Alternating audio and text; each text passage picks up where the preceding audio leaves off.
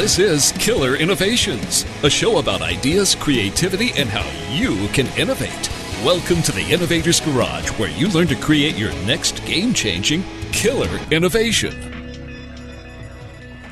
So what is the strangest place you found inspiration? Now, I'm not talking about where, and no, the bathroom is not that strange, at least not for me. Now, Walt Disney was fond of saying, without inspiration, we would perish. I'm Phil McKinney, and you're listening to Killer Innovations. Rather than a typical tech guest, today's guest comes from the art world. I got introduced to Noah Scallon through his art projects and his online kind of sites that I got introduced to by some friends. And I ended up writing a blog post about Noah and some of his projects a while ago. And actually, as a result of that, Noah reached out to me and we got introduced. We spent some time on the phone, and I've even gotten more into the work that he's doing, not only in his art projects, but also what he does outside of his direct art project. So this week, I want to welcome Noah. And hey, Noah, thanks for giving us some time here to join us on the show today. Thanks so much for having me. So in 15 seconds, how do you introduce yourself to someone you just met? Let's see. I'm an artist, an activist, an author, and a designer. That's 5 seconds, I think. Yeah. Were you always an artist? Because, when I look, how I got introduced to you is primarily from your art projects and that. So is that where you got started at? Yeah, both of my parents are artists, and so I think I'm one of those rare people who I knew I was an artist from day one because I grew up around art materials, always making art. In fact, when people would come over to my house when I was a kid, I'd say, let's go play in the studio, and they would look at me like, what's that? And I'd say, the room you make art. You've got one of those, right? And I had no idea that it wasn't as common as a kitchen or a dining room. So, yeah, I could just imagine, every kid thinking that every house has a studio in it. So, when did you decide to make a career of it? It sounds like with your parents and you being raised up, it just almost became like the natural thing that you were just going to go do. Well, I knew I wanted to use my creative skills to make a living, but actually because my parents both ended up having to do other things to make a living, I realized the fine art path wasn't going to be right for me. I was actually a really practical kid. So I actually went into the design world, originally theater design, as a means to be more practical, still not necessarily the most practical choice, but to be more practical about making a living, doing creative work where there was at least a job path. And right out of college, I ended up getting into graphic design. So in the case of graphic design, things like posters and logo works, those types of things? Yeah, I mostly focused on small businesses and nonprofits, but I did the whole gamut of marketing work, so everything from logos to brochures, postcards, mailers. I worked with a lot of theater companies because of my background in theater, and so I ended up doing a lot of really fun creative work around marketing plays in New York. Oh, wow, I didn't realize that. So in this case, though, you started off in doing that. Then what's been your career progression to date then? Well, so I got, I did that for a very long time. I ended up getting out of school and going into the field, working for other people, doing in-house design for several years. And then I always wanted to run my own business, do freelance work. And so I ended up developing my business over the course of 6 years and then launched my own full-time company in 2001, just doing graphic design, marketing, branding work. And that's what I did for many, many years. Yeah, and so one of the ways, the way that you and I got introduced is I'm a big believer in what I refer to as, constraint-based innovation, and that being around, forcing yourself to have to do a certain amount of work within certain kinds of constraints. And actually, in episode 13 of the podcast, I talked about this constraint-based innovation and mentioned you in some of your interesting projects that you kind of went off into to apply kind of a constraint model to actually kickstart your inspiration. So why don't you share a little bit about what led up to that effort? Sure, yeah. So I've been doing this business, and I love doing graphic design. It was really passionate. I love being creative for a living. But after several years of it, I just realized I'd lost my joy around it. I just wasn't excited by the work I was getting. I wasn't advancing either. I wasn't getting more money. I wasn't getting more interesting work, bigger clients. It just sort of stagnated, and I couldn't figure out what was wrong. And I was like, I need to do something else. I've got to do something to reinvigorate myself. And so I literally was just walking through a park one day in the midst of this moment of feeling really stuck, and had this vision, really, a thought came to me fully formed. I should make a skull every single day for a year. Okay, so this is the one that just I can't get my head around. What inspired you that a skull was a good idea? I know, it sounds totally crazy, and the only thing I could say is that everybody has weird thoughts going through their head all the time. It's this, I think most people ignore them, and as an artist, as a creative person, I can sometimes embrace those and grab them. And it was really just, I happen to like skulls. It's one of the many things that I find interesting. Because I grew up as an artist, I grew up around anatomical imagery. I liked pirates, I liked archaeology, I liked biology, and so it was just a thing I happened to like. And I really, one of the things I learned from doing the project was that it's important to trust your gut, and that if something just appeals to you and you have some passion around it, that's the thing to go for, rather than being like, what do you think the world will like? I just happen to like skulls. It turns out, when I put them out to the world liked them as well. Yeah, so this fully formed idea that you should do a skull a day, that was just for yourself, though. There wasn't really this intent, like you said, to meet some kind of market need or market demand.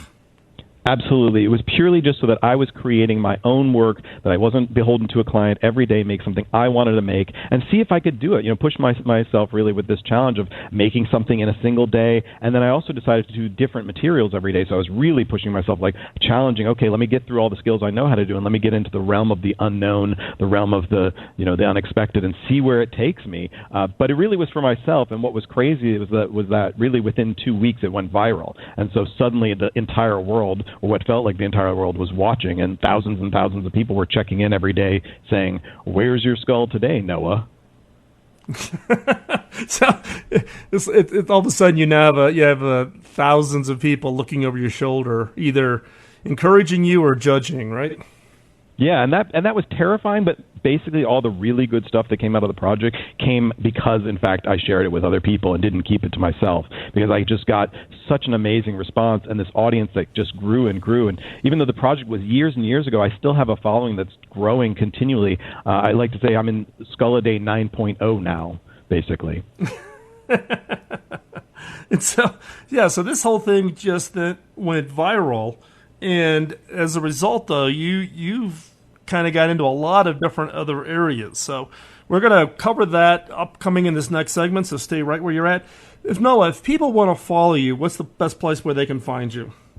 If they'd like to see my own work, it's at noahscalin.com. You can see the Skull a Day project at skulladay.com. So we're not done. You'll want to hear the rest of what Noah has done kind of post his Skull a Day project. So stay right there. I'm Phil McKinney, and you're listening to Killer Innovations on the BizTalk Radio Network.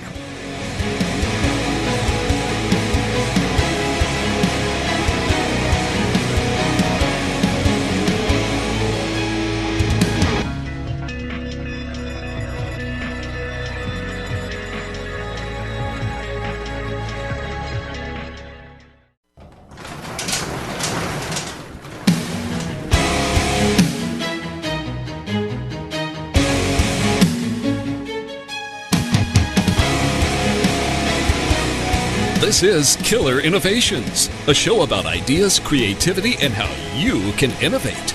Welcome to the Innovator's Garage, where you learn to create your next game-changing killer innovation. Many people think that the tricks, tools, or approaches from other industries cannot apply to what they are doing, and that somehow we're all unique and we're all special. Hogwash, and that's probably the nicest word I can say on national radio.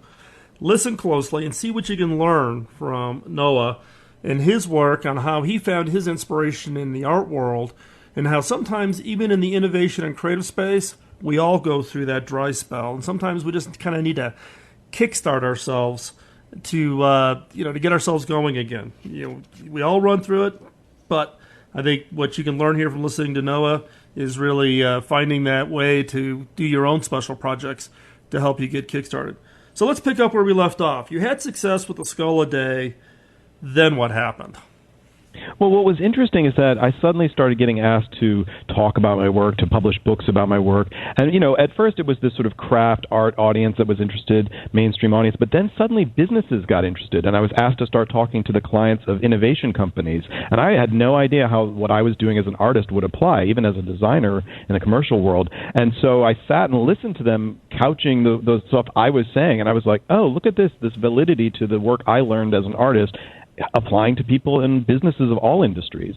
And so that slowly led to me going out and working directly with clients, and I now have a new consulting firm where I work with corporate clients all over the world about creativity and innovation, but rooted in the tools that artists use to keep themselves innovative and creative on a regular basis.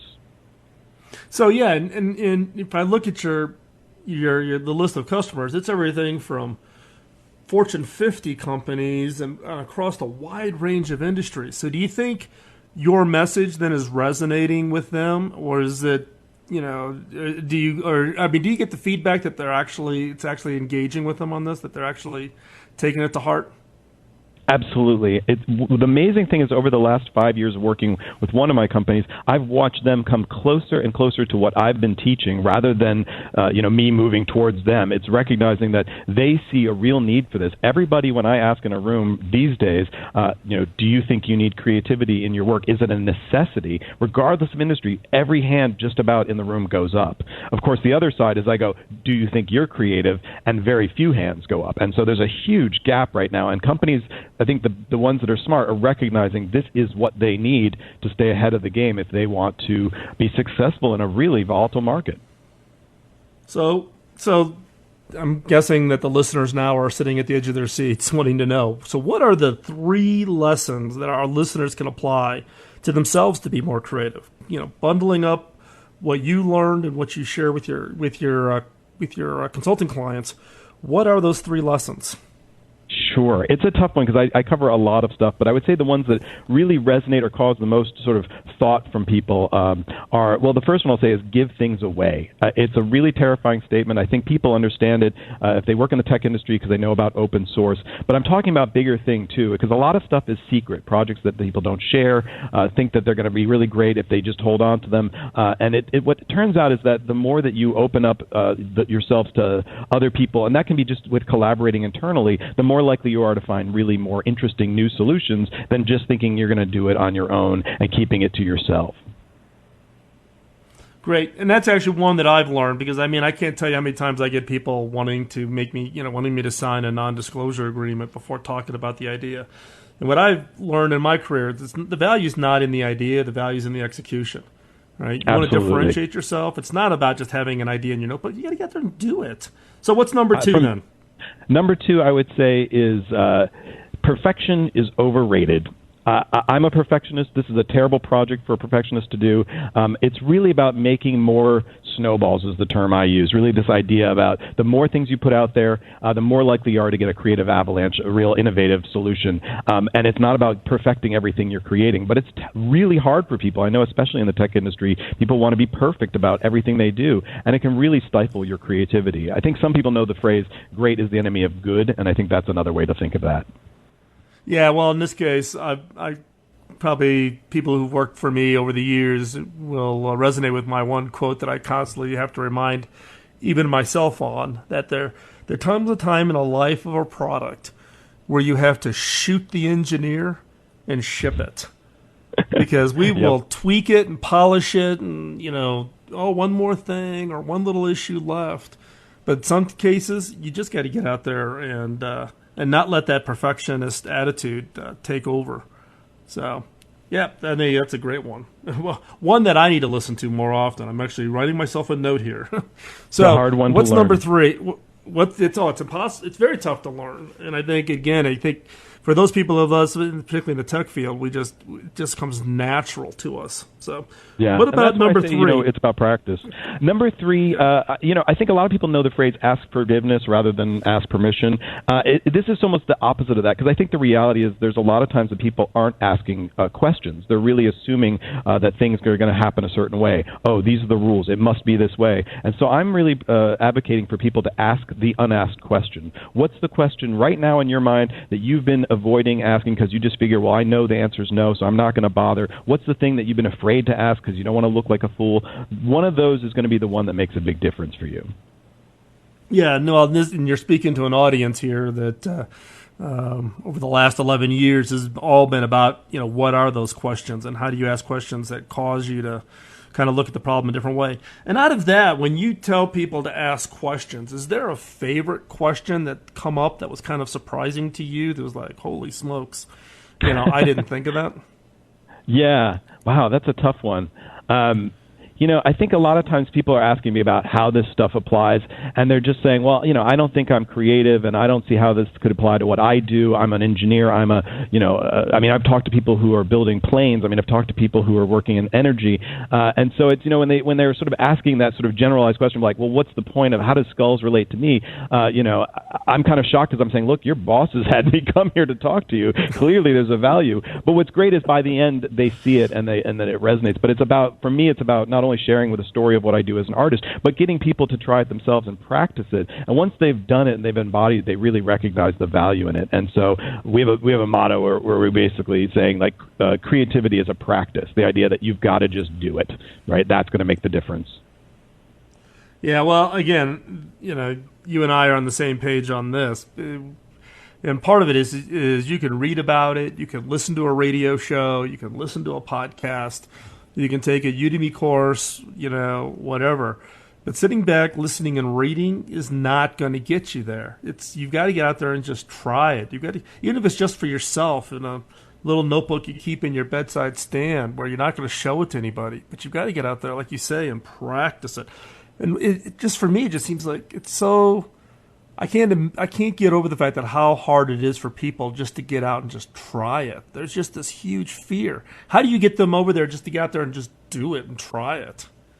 It's incredibly daunting, and that's why really what I push for is to do very small actions. Try to pick the tiniest, most doable, easy thing you can imagine. Give yourself a very small amount of time to do it. Don't stress out about the perfection of it, and then it's about just doing it over and over and over. And actually, my company developed a thing we call the Creative Sprint, specifically to get companies trying things out on a daily basis over a 30-day period so they can see the results of it. And we just did a test launch in April, and we're about to launch officially in October. And even from the test launch, we saw amazing results from people just willing to try little teeny things. We even give the inspiration to try this, and it really makes a difference. That's interesting because I think you're right. I think it is. If you can break it down into a small enough, if you can chunk it down, I guess is how I would refer to it, and get it so that's low risk. Try it out very quick, and it seems like you almost got to do, confidence building. Is that the right word? Confidence building for them? Sure, I would say, because I think a lot of people are afraid and they don't want to show imperfect work or they don't want to try something they've never done before. I know that. I feel the same way. It's daunting to me, too. But the second that I do it, I discover the benefits of it because immediately you start getting great feedback. You feel good about completing a task. It allows you to get to other tasks, and all that stuff just builds and builds and builds. Yeah, and I think that's the point. And at some point, then, it's almost like having training wheels on the bicycle, right? You get the little bit of the training wheels, then you run alongside, you hold on to the bike, and then eventually you let go, and then they're off on their own. I think that's the right way to put it, because really it's about momentum. And what we found is that, an object in motion tends to stay in motion, right? And so it's the hardest thing is to get started. And so we're always talking about, like, what's the smallest thing? Because that's the thing. If you can get that rolling action, if you get that movement going, you can build on that. So, Noah, if people want to follow what you're doing, how can they find you? So you can check out my consultancy at anotherlimitedrebellion.com. And if people want to sign up for the Creative Sprint this October, it's at creativesprint.co. Great. Noah, I really appreciate you taking the time and joining us. When we're back, I've got a killer question that's going to hack your brain. I'm Phil McKinney, and this is Killer Innovations on the BizTalk Radio Network.